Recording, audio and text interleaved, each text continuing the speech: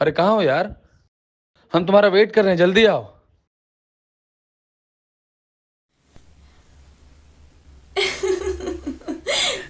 अरे अरे कहाँ यार, थी?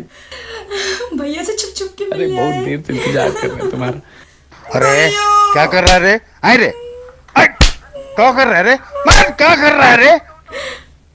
भिखारी कहीं का। अब तू चल चल यहाँ से चल। भिखारी बोल रहे हैं? एक दिन लेके जाएंगे यहीं से, आपके आंख के सामने से।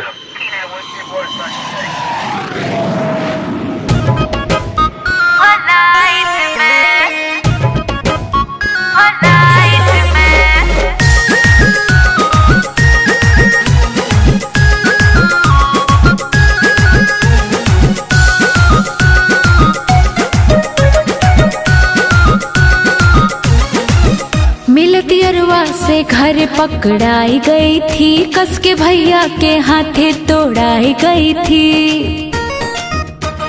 बाप रे! मिलती अरवा से घर पकड़ाई गई थी, कस के भैया के हाथे तोड़ाई गई थी। हो पूरा मामला हो गया था लाइट में, जेके मारे थे भैया जी नाइट में, आज घूमता है फ्लाइट में।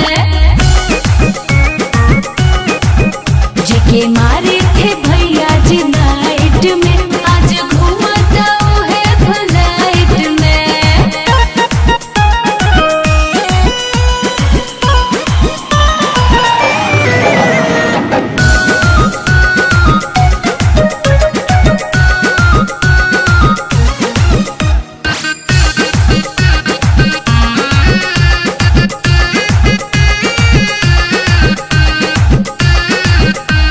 भैया के बात सीरियस ले लिया, खैल रहे मार चैलेंज दे दिया।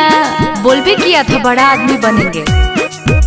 अरे भैया के बात सीरियस ले लिया, खैल रहे मार चैलेंज दे दिया। लिया घर हमरे घरवे के राइट में, जेके मारे थे भैया जी नाइट में, आज घूमता है फ्लाइट में।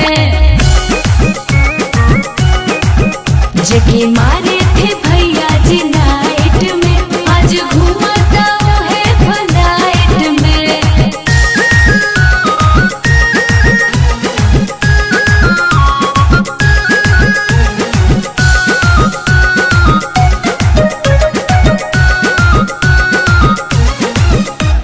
प्यार तो हुआ जो बहुत करता है, बाकी आशीष अरविंद से डरता है। अरे बड़का लवर है वो।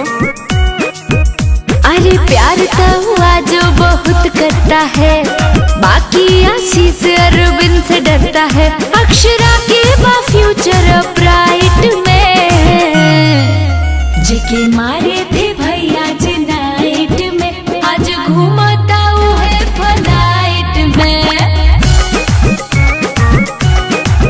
जेके मारे